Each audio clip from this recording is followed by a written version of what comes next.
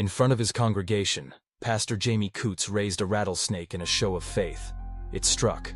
Fangs pierced his hand, but he refused help. No doctors, no antivenom. An hour later, the pastor was dead. This is the fatal story of a man whose faith in God clashed with the venom of a rattlesnake. The sanctuary was alive with shouting, singing, and the sound of hands clapping in rhythm. Under the flickering glow of fluorescent lights, Pastor Jamie Coots stood at the pulpit, gripping a rattlesnake as though it were a holy relic. For years, he had preached with serpents coiled in his hands, quoting the verse from the book of Mark. "They shall take up serpents, and if they drink any deadly thing, it shall not hurt them." The crowd leaned in, breathless. For them, this was not a spectacle. It was proof of God's protection. Then it happened. The snake struck, fast as lightning. 2 fangs buried deep into Jamie's hand. A sharp gasp rippled through the congregation, but the pastor didn't flinch. Blood welled at the puncture. He raised the snake higher, his voice steady, almost defiant. "I will not fear." The venom was already inside him, racing through his veins. He knew it. They all knew it. But in that church, to call an ambulance would mean doubting the word. Jamie carried on, his face pale but unwavering, even as the poison began its deadly work. The sermon would not finish, but the congregation would never forget what came next. To outsiders, it seemed unthinkable.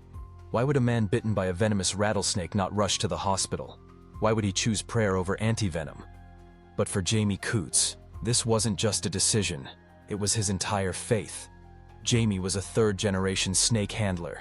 His father and grandfather had preached the same doctrine, that true believers could hold poisonous serpents and survive their bite as proof of God's divine protection. To accept medical treatment was to deny that promise. He had been bitten before, more than once. Each time he lived. Each time he took it as confirmation that his faith was stronger than venom. In his world, scars were testimonies, not warnings. So when the rattlesnake's fangs sank into his flesh that night, he did what he had always done. He refused help. He clutched his swelling hand, looked at his congregation, and made it clear. No doctors, no hospitals, no antivenom. He walked out of the church as though nothing was wrong. But under his skin, the venom was spreading fast, shutting down his blood, his organs, his breath. And for the first time, faith alone would not be enough. Jamie left the church quietly, venom already coursing through his veins. His hand throbbed, swelling grotesquely, the puncture wounds blackening as if fire itself were spreading beneath his skin. But he showed no panic. To his flock, that calm was proof. He believed God would deliver him once again. The night air outside was cold, and his steps grew unsteady as he made the short walk home. His family waited, their faces tight with worry. They begged him to seek help. His wife, his son. They all knew what rattlesnake venom could do, but Jamie held firm. He insisted this was the Lord's will, that the poison in his blood was no different than a trial of fire. Minutes became unbearable hours. His skin turned pale, his body trembling with shock. The hand that once gripped snakes in defiance of death now hung limp, purple, and useless. Breathing grew shallow, each gasp weaker than the last. His family could only watch. They prayed over him, tears mixing with desperate words as his body surrendered to the venom's grip. And then, silence. Jamie Coots, the pastor who had stared death down for decades, lay motionless on the floor of his home. Word spread quickly through the pews that their shepherd was gone. The same man who had lifted rattlesnakes high above his head and preached that faith alone could conquer venom was now dead from the very thing he said God would protect him from. The congregation was torn apart. Some wept openly, devastated that the man they trusted had slipped away so suddenly. Others whispered, trying to reconcile the horror with his teachings. To them, his death wasn't a failure of faith. It was a sacrifice, a test that proved belief comes with a cost. But the brutal reality was undeniable. Members remembered the moment the snake struck, the way Jamie's hand had swelled before their eyes. They replayed his calm dismissal of medical help, the way he walked out into the night as if he was untouchable. Now, the empty pulpit and the absence of his voice left a silence louder than any sermon he had ever preached. In that silence, a question lingered. Had Jamie's faith lifted him to glory? Or had it blinded him to the mortal danger he had always danced with? Jamie Coots was not the first to die this way. In the Appalachian hills of Kentucky and Tennessee, small Pentecostal churches have long practiced serpent handling, pulling venomous snakes from wooden boxes as a living testament to a literal reading of Scripture. They shall take up serpents. To outsiders, it looked like madness. To believers, it was proof, faith made visible, life and death balanced in the palm of a hand. And when tragedy struck, as it so often did, it was never seen as failure. It was God's will. But Jamie's death landed differently. He wasn't a fringe figure hiding in a backwoods shack. He was the face of modern serpent-handling faith, featured on national television, interviewed by networks, defiant in his conviction that no bite could shake his belief. Now his body told a different story. His refusal of medical treatment, his collapse in his own home. These became headlines, splashed across the country. To critics, it was proof that blind faith kills. To his followers, it was martyrdom. And so, even in death, Jamie Coots became what he had always been, a symbol. But what that symbol meant depended on who was looking. It began like so many nights before. The pews were filled, the choir sang, and the air inside the little Middlesboro church pulsed with fire and devotion. Jamie Coots stood at the pulpit, sweat on his brow, his voice rising in prayer as a wooden box was carried to the front. Inside, a rattlesnake coiled and shifted, its tail buzzing like a drumbeat of danger. Jamie lifted it with practiced hands. The congregation gasped, then shouted in tongues. This was their living proof, the moment faith defied fear. But as Jamie raised the serpent high, it struck. Its fangs sank deep into his hand. A hush swept over the room, followed by cries. Some shouted for help, others urged calm. This was the test, the very proof they believed God demanded. Jamie did not flinch. He clutched his hand, blood seeping from the punctures, and declared he would not seek medicine. Minutes later, his face paled.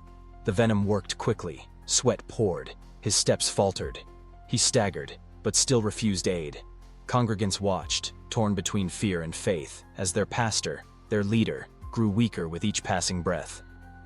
When the service ended, Jamie left the church not for a hospital, but for his home. And there, the poison finished what it had begun. Jamie Coots left the church with venom burning in his veins. His hand was already swollen, his arms stiffening as the rattlesnake's poison spread like fire through his blood. Still, he refused every plea for help. God will decide, he whispered, his voice faint but resolute. At home, he collapsed into a chair, surrounded by family who knew what was coming but could do nothing to stop it. His breaths grew shallow, his skin clammy, his lips turning a dark shade of blue. The venom gripped his heart like an iron fist. His wife begged him to let them call an ambulance. He shook his head. Minutes stretched into eternity. His body convulsed, then went eerily still. His son reached for his father's hand, once strong and commanding in the pulpit, now cold and lifeless. By the time paramedics arrived, it was too late. The man who had built his faith on surviving serpent bites had finally met the one he could not overcome. The rattlesnake had delivered its verdict, and Jamie Coots's final sermon had ended not in triumph but in silence. News spread quickly through Middlesboro that Pastor Jamie Coots was gone. His congregation, men, women, and children who had watched him hold venomous snakes in the air and preach of divine protection, stood in stunned silence. For years, they had believed he was untouchable, chosen, living proof that faith could conquer death. Now, the unthinkable had happened. Their pastor lay dead from the very ritual he claimed God had ordained. Some were shaken to the core, questioning everything. Others clung tighter to his message, insisting his death was not a failure of faith, but a mysterious act of God's will. Inside the small church, the snake boxes still sat at the front, their wooden lids rattling with movement inside. The very serpents that had defined their worship now felt like an omen, a reminder of the danger that had stalked every service. Mothers pulled children close. Fathers bowed their heads. For the first time in decades, the pulpit stood empty. The voice that had led them through fiery sermons and dangerous rituals was silenced forever. And in that silence, an unsettling question lingered in every heart. If Jamie Coots could fall, what did that mean for the rest of them? By morning, the story was everywhere. National headlines screamed, "Snake-handling pastor dies after refusing treatment." News vans descended on Middlesbrough, their cameras rolling outside the modest church that had suddenly become the center of global attention. To outsiders, it looked like madness, a man tempting fate, holding venomous serpents in the name of God until the inevitable happened. Reporters called it reckless, a tragedy that could have been prevented with one dose of antivenom.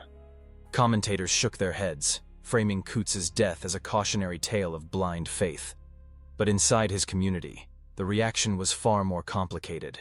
Some of his followers saw his death not as proof of foolishness, but as the ultimate act of devotion.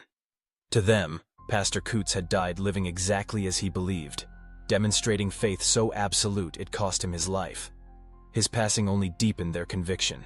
The debate spread beyond the church walls. Was this faith or fanaticism? Was it bravery or hubris? On one side, his death was a national spectacle. On the other hand, it was a martyrdom. And between those extremes lay the haunting truth. One man was gone, leaving a family without a husband and father, and a congregation without its shepherd. As the news spread, grief struck the Coots household like a storm. His wife and children had always known the risks. Every Sunday, every revival, every moment he lifted a rattlesnake high above his head. But knowing the danger never made the loss easier. They watched the headlines reduce him to a spectacle. To strangers, Jamie Coots was the snake pastor who finally got bit. But to his family, he was a husband, a father, a provider. Behind the closed doors of their modest Kentucky home, the mourning was raw and private. Children asking questions no one could answer. In the church, the empty pulpit became a wound in itself. His congregation gathered in shock, some trembling, others defiant. For years, they had believed God's protection would never fail him. Now, with their leader gone, faith collided with reality. Do they abandon the practice that defined them, or double down, carrying on the ritual in his memory? The loss wasn't just spiritual, it was practical. Jamie had been the face, the voice, the unshakable believer that held this unusual community together. Without him, the church felt fractured, uncertain whether it could survive without the man who built it. His death didn't just silence a pastor. It left behind a family shattered and a congregation staring into the void he left behind.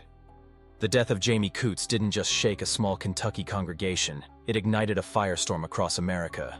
The headlines were ruthless. Snake-handling pastor dies as he lived. To the outside world, it was a freak show, proof that this backwoods ritual was nothing more than reckless superstition. But inside the walls of Pentecostal snake-handling churches, his death was framed as something entirely different. A man who stood unshaken in his faith until his final breath. Debates erupted everywhere. Critics demanded action, calling for the outright ban of snake-handling services. How many more have to die before this stops? Lawmakers asked. Animal rights groups pointed at the venomous snakes themselves, confined, stressed, and weaponized in rituals they never chose. And the medical community was outraged.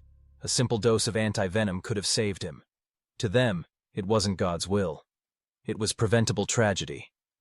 But within his congregation, and others like it, Jamie's death became something else. A martyrdom. To them, he wasn't a fool. He was proof of devotion. A shepherd who refused to compromise, even when the price was his life. Faith and law stood on opposite sides, staring each other down. Was this freedom of religion, or a death cult hiding behind scripture? In the end, Jamie Coots' death was more than a spectacle. It was a warning written in blood. A man who believed with absolute certainty that God would shield him, bitten down by the very serpent he trusted as proof of that faith. His last act wasn't a stumble or a mistake. It was a choice. To reject medicine, to reject help, to place his life wholly in the hands of Scripture. For some, that choice was madness. For others, it was devotion so fierce it defied reason itself. But what no one could deny was the brutal reality. Faith does not stop venom. Belief cannot clot blood. And the preacher who once held a rattlesnake as a symbol of triumph ended up its victim. The congregation remembers a man unflinching in his faith. The world remembers a death that never needed to happen. And in that tension, Between devotion and denial, between faith and fatality, lies Jamie's true legacy. A chilling reminder that even the most powerful beliefs can meet their end in a single, venomous strike. Jamie Coots' death shocked America, not because a snake killed a man, but because his refusal of help sealed his fate. His story stands as one of the most chilling examples of faith colliding with nature. If this left you shaken, there are more true stories of lives cut short in shocking, unforgettable ways. Don't miss what comes next. Subscribe now and turn on notifications so you never miss the next terrifying chapter of survival, tragedy, and the thin line between belief and death.